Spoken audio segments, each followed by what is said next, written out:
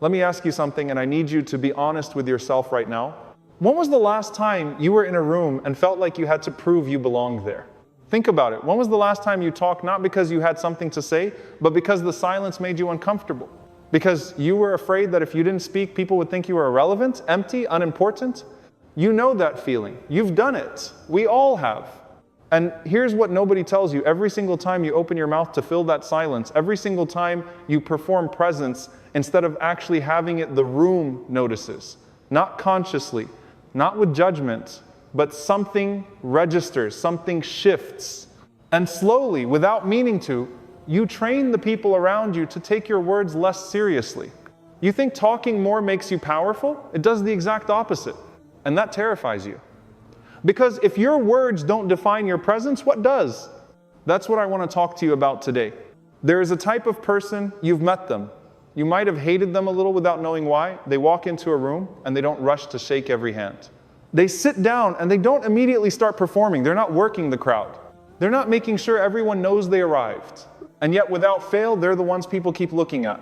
Not the loudest person, not the most decorated, not the one with the most credentials on paper, the quiet one, the still one, the one who seems completely unbothered by whether anyone is watching.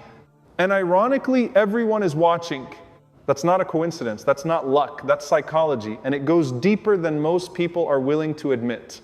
Your brain right now in every room you enter is doing something you have no control over. It is constantly scanning for anomalies. It's tracking patterns.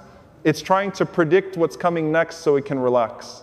When it can predict you, when it knows exactly what you're going to say, how you're going to react, when you're going to speak, it files you away. Not unkindly, just efficiently.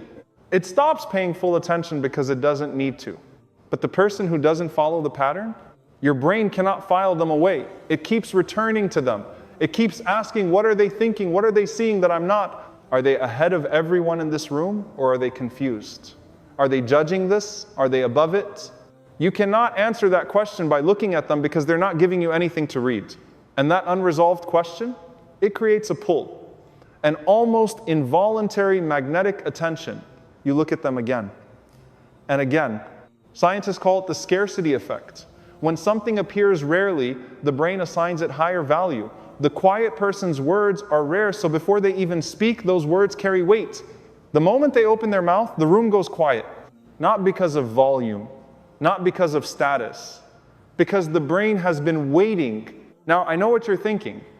You're thinking, okay, so I just need to talk less. I just need to be quiet and people will find me interesting.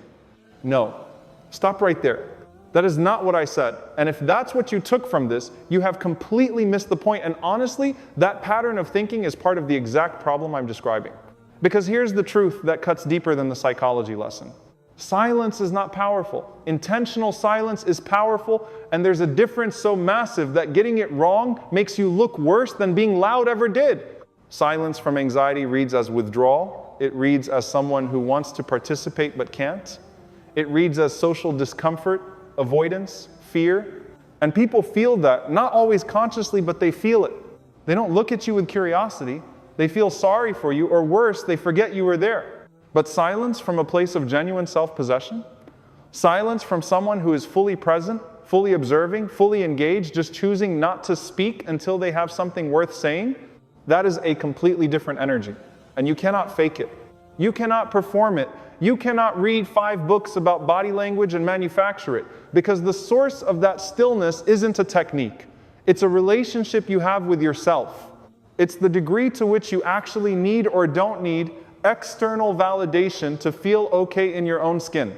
And that is where this conversation gets uncomfortable. Because most of us don't have that relationship with ourselves.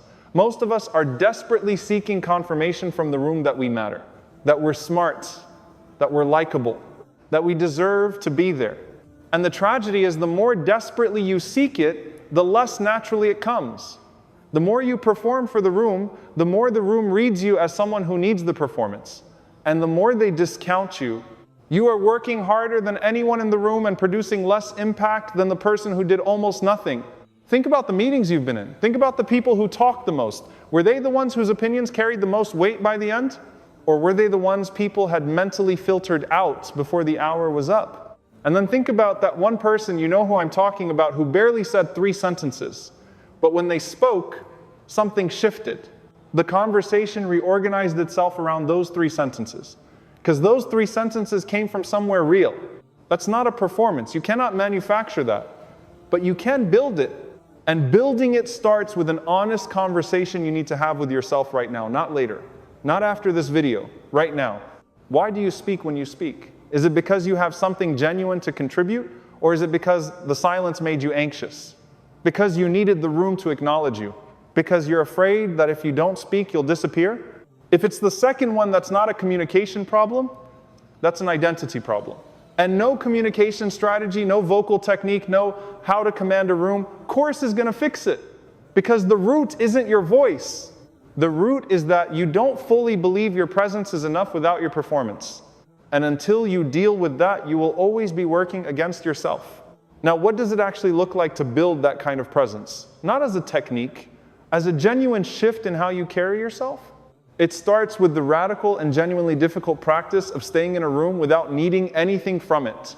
Not approval, not acknowledgement, not even recognition that you exist.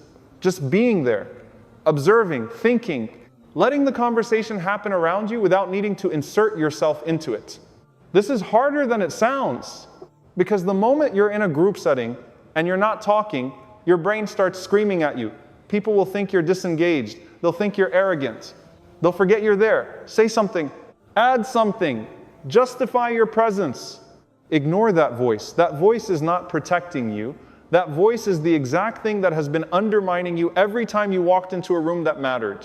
Practice sitting with that discomfort. Practice being present without performing.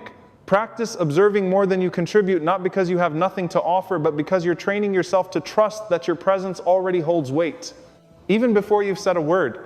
And then when you do speak, speak with intention, not to fill space, not to demonstrate that you're engaged, not to reassure yourself, but because you have something specific, useful, or honest to contribute.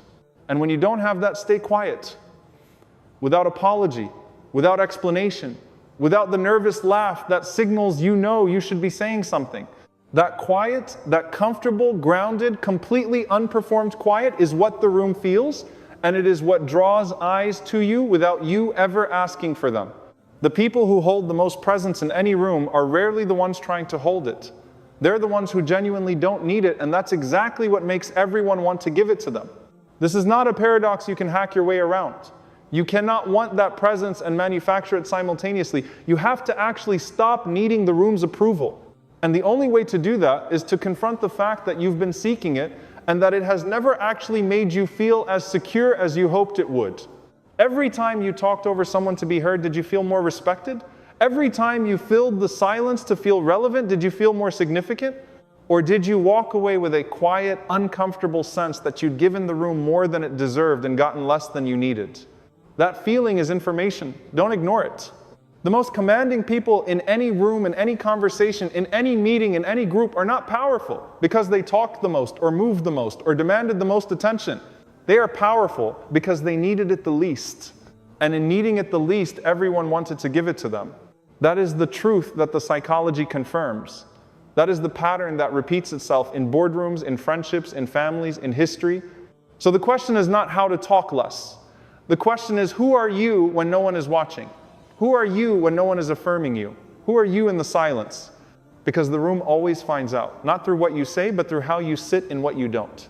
The next time you're in a conversation before you speak, ask yourself one question, just one. Is this worth saying? Not to the room, not to their expectations, not to your anxiety, to you. If it is, speak with clarity, with confidence, with no apology. If it isn't, stay quiet. Completely, comfortably, like someone who has nothing to prove. That is not a technique, that is character. And character, not volume, not performance, not strategy, is what makes a room go still when you finally decide to speak.